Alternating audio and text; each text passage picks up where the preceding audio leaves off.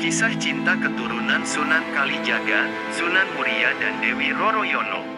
Pernikahan Sunan Kalijaga dengan seorang wanita yang alim dan juga ayu bernama Dewi Saro. Pada akhirnya hari yang dinanti-nanti tiba juga. Dewi Saro mengandung seorang anak yang dikabarkan akan menjadi seorang alim ulama yang besar dan sama seperti ayahnya. Singkat cerita, penantian itu tiba, terlahirlah anak laki-laki yang tampan dan juga berkilauan. Sunan Kalijaga merasa senang dengan kelahirannya dan dia memberi nama Umar Said, karena masih dalam prakerajaan Umar Said sering dipanggil dengan sebutan Raden. Raden Umar kecil itu setiap hari dia selalu dibimbing oleh ibunya terutama mengenai ilmu agama, namun kegemarannya dia lebih suka jika berjalan-jalan dengan Sunan Kalijaga menyusuri pedesaan dan menyapa masyarakat. Warga sekitar merasa senang dan merasa kagum dengan Umar Said, meskipun masih kecil tapi ketampanannya benar-benar luar biasa, memang keturunan dari kerajaan selalu tampan.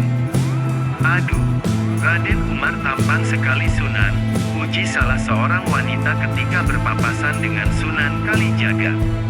Alhamdulillah, puji syukur kepada Allah Subhanahu wa Ta'ala atas segala macam ciptaannya, jawab Sunan Kalijaga dengan senyum tipisnya.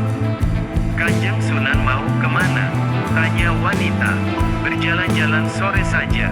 Wanita itu hanya menganggukkan kepala dan setelah itu dia berpamitan untuk berlalu, begitu pula dengan Sunan Kalijaga seraya memberikan salam kepadanya.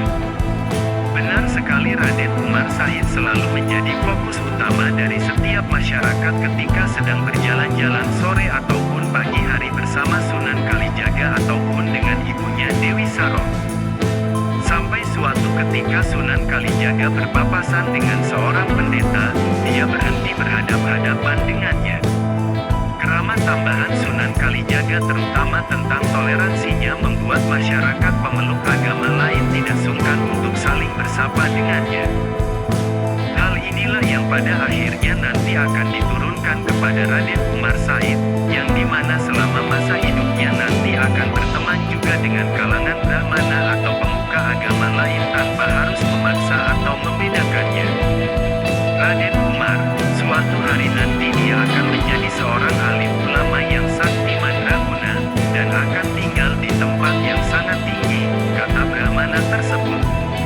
Insya Allah, jika Gusti Kang Kersa sudah menghendakinya, maka kita sebagai manusia dan hambanya hanya bisa pasrah menjalankan takdirnya, kata Sunan Kalijaga.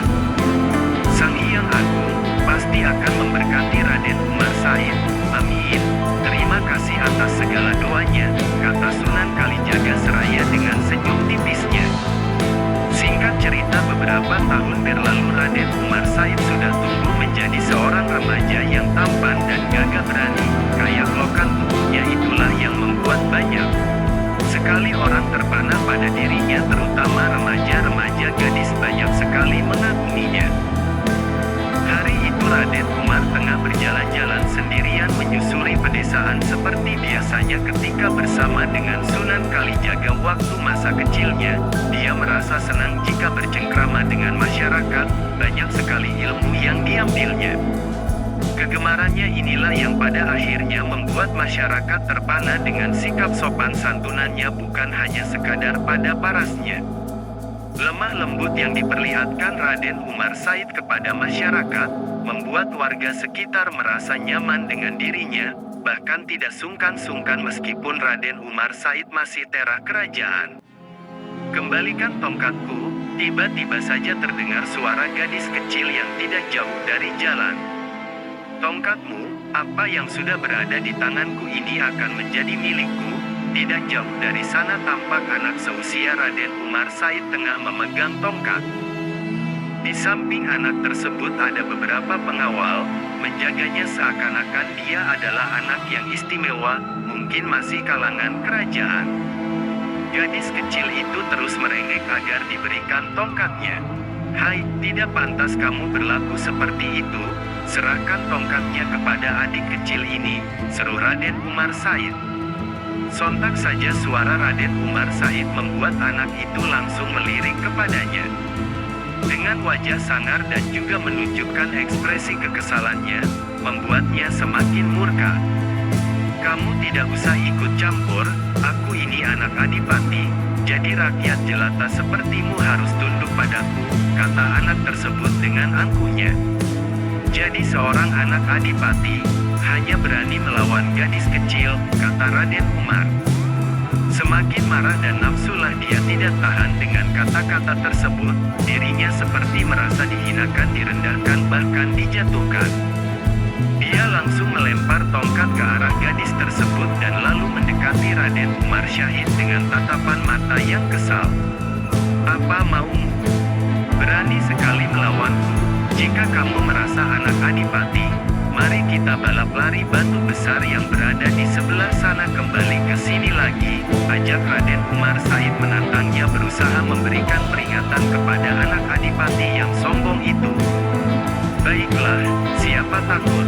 Pada akhirnya mereka berdua bersiap untuk berlari mengambil batu besar yang berada di seberang deretan rumah tersebut, dan lalu kembali membawanya tepat di mana gadis kecil itu berdiri sambil memegang tongkatnya terlihat ketakutan.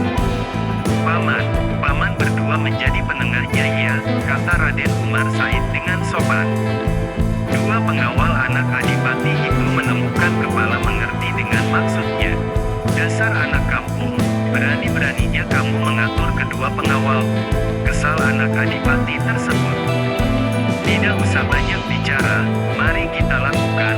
Tanpa basa-basi lagi mereka langsung berlari mengambil sebongkahan batu yang cukup besar juga untuk ukuran remaja seperti mereka. Raden Umar Said bisa lari di paling depan dari anak adipati. Tidak heran karena Raden Umar Said selalu berlatih ilmu kanuragan sehingga fisikal lebih kuat dibandingkan remaja seusianya.